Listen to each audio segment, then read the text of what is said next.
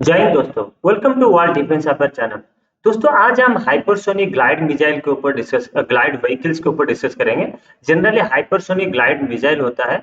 हम hypersonic glide vehicle या missile जो भी इसके ऊपर इस टेक्नोलॉजी के ऊपर काम कर रहे हैं उसके ऊपर डिस्कस करेंगे। मतलब इसके कंप्लीट नॉलेज आपको बताएंगे कैसे होता है, मतलब ये टेक्नोलॉजी का काम कैसे होता है, कैसे ये कौन सा ट्राजेक्टरी में जाता है। पहले सबसे पहले जो मिसाइल सारा इस्तेमाल हो रहा था ये हाइपरसोनिक सोनिक मिसाइल इस्तेमाल हो रहा था।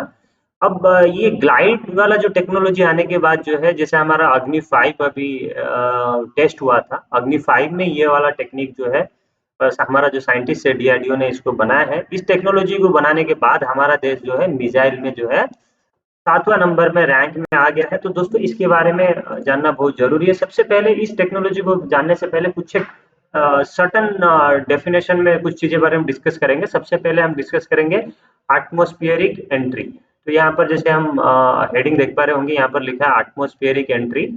तो एटमॉस्फेरिक एंट्री मतलब कोई भी ऑब्जेक्ट स्पेस से, कोई भी ऑब्जेक्ट स्पेस के अंदर से अगर हमारा अर्थ के एटमॉस्फेयर में एंट्री होता है तो उसको हम बोलते हैं एटमॉस्फेरिक एंट्री।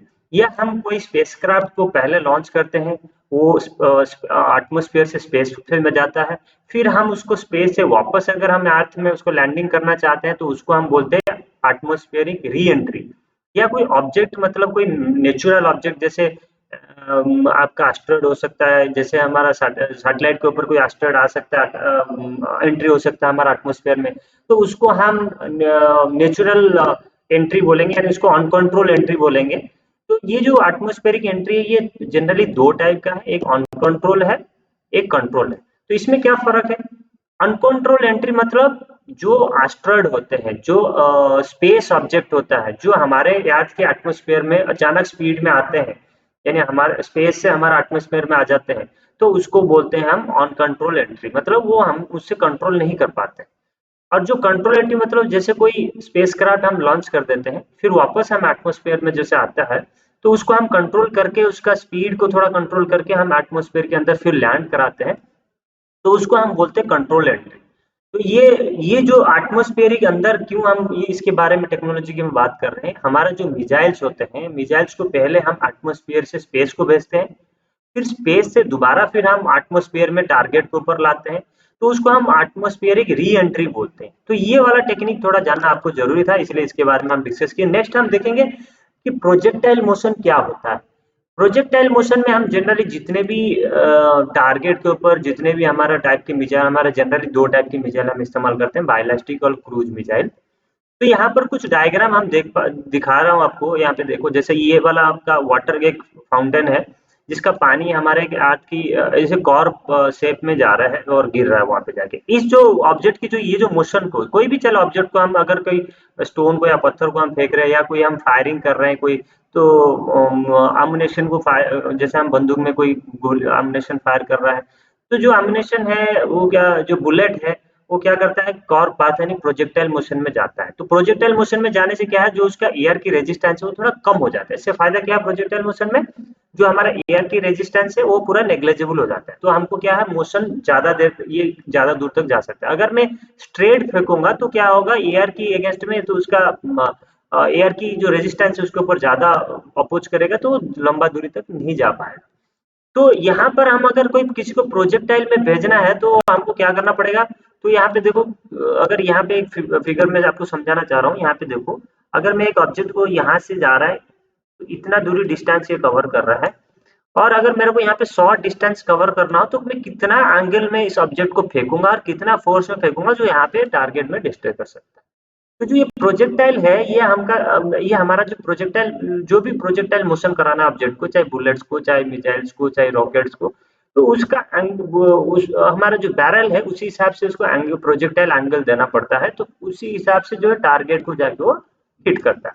तो एक तो मैंने पहले बताया था एटमॉस्फेरिक एंट्री, यानी हमारा कोई भी मिसाइल्स हो या कोई भी एम्युनिशन हो या कोई भी रॉकेट हो जो हमारा स्पेस एटमॉस्फेयर एटमॉस्फेयर से स्पेस में जाना है और स्पेस से फिर वापस एटमॉस्फेयर में आना है, तो उसको एटमॉस्फेरिक री एंट्री बोलते हैं।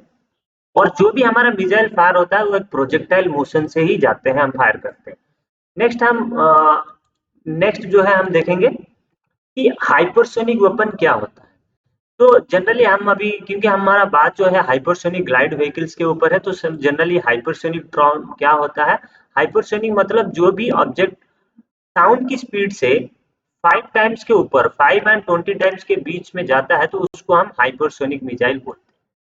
और साउंड की स्पीड जनरली क्या आता है, 400 मीटर पर सेकेंड। अगर हम 5 मैक से ज्यादा बोलते हैं तो हमारा जनरली 1.6 किलोमीटर टू 8 किलोमीटर पर सेकेंड में जो भी ऑब्जेक्ट मूवमेंट करता है, चाहे वो फाइटर क्राफ्ट हो, जैसे यहाँ पे राइट साइड में आप देख पा रहे होंगे, यहाँ पे एक फाइटर क्राफ्ट है, यहाँ पे एक मिसाइल्स है।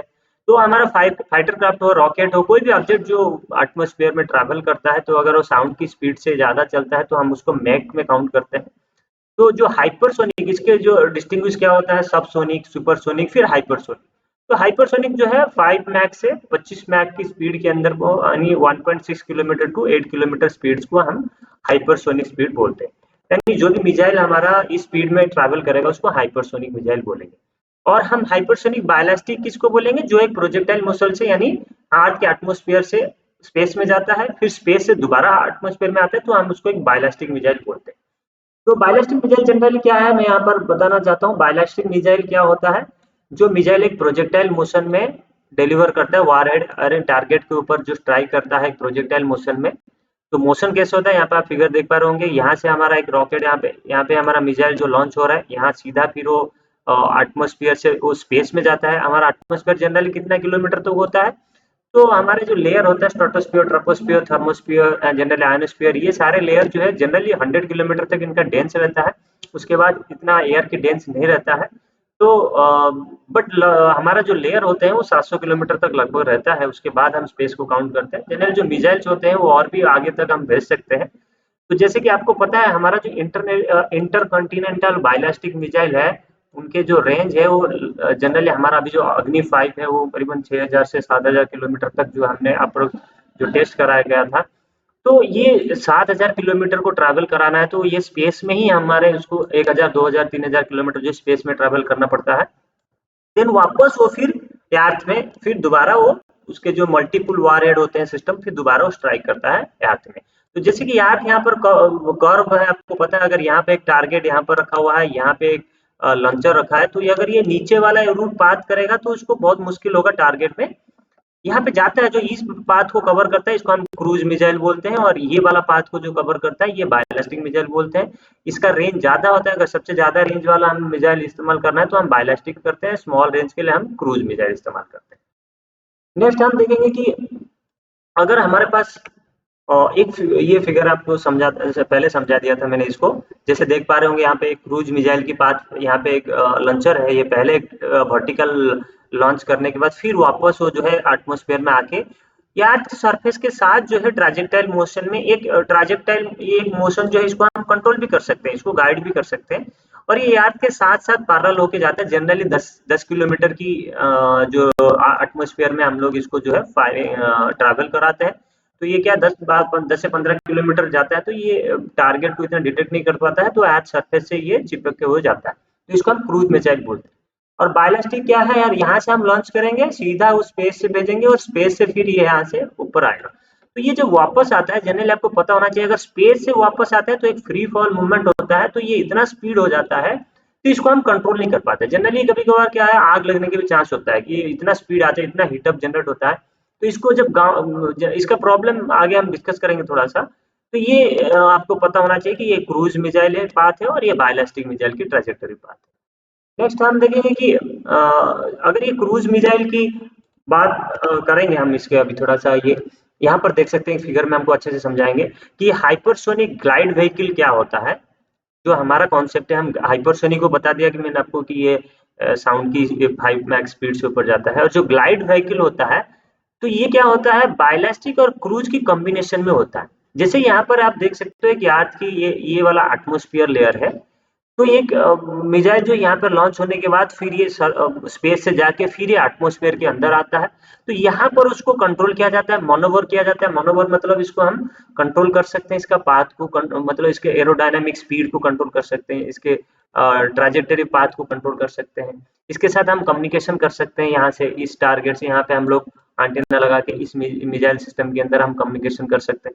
फिर ये जब ये कर्व आता है तो फिर ये इसको हम एक मोशन देते हैं, तो ये एक स्पेस में जाता है, फिर स्पेस से फिर दोबारा यार सरफेस में री एंट्री करता है, और यहाँ पे जो कर्व होता है, यहाँ पे इसको हम बोलते हैं ग्लाइड। क्या करता है, यहाँ सडनली एक पोजीशन आता है, यहाँ पर ग्लाइड होके यहाँ पर जो है स्ट्राइक करता है। तो इसको हम बायलिस्टिक और क्रूज बोल सकते हैं। जो हाइपरसोनिक मिसाइल मतलब स्पीड भी ज्यादा करना है और एटमॉस्फेयर लेवल के अंदर ट्रैवल कराना है। कितना, 100 किलोमीटर के अंदर, मतलब 0 से 100 किलोमीटर के अंदर ट्रैवल कराना है, और गाइड भी कराना है। और ग्लाइड मतलब जहां उसको स्ट्राइक करना है वहां सडनली कर्व पाथ लेके स्ट्राइक कर रहा है। तो इसको हम जनरली और एक फोटो में, फिगर में आपको और अच्छे से समझ में आएगा, तो इसमें हम देख सकते हैं यहाँ पर इसका हाइपरसोनिक वेपन्स के बारे में। तो यहाँ पे जनरली अगर हम बात करेंगे तो इसको यहाँ पे मैं दिखाना चाहूंगा, यहाँ पर जो पाथ है ये बायलिस्टिक मिसाइल की पाथ है। तो यहाँ पे दिक्कत, अगर ये बायलिस्टिक मिसाइल यहाँ पे आएगा, सपोज यहाँ पर एक टारगेट है और यहाँ पे इनका राडार लगा रखा है, तो ये राडार क्या करता है, यहाँ पे जनरली इसको आराम से डिटेक्ट कर सकता है ये पाथ को। तो यहाँ पे एक डायग्राम मैंने दिखाया, ये वाला पाथ में कोई भी मिसाइल अगर यहाँ पे एंटर होगा तो यहाँ पे इनका जो टारगेट राडार होगा वो डिटेक्ट कर देगा।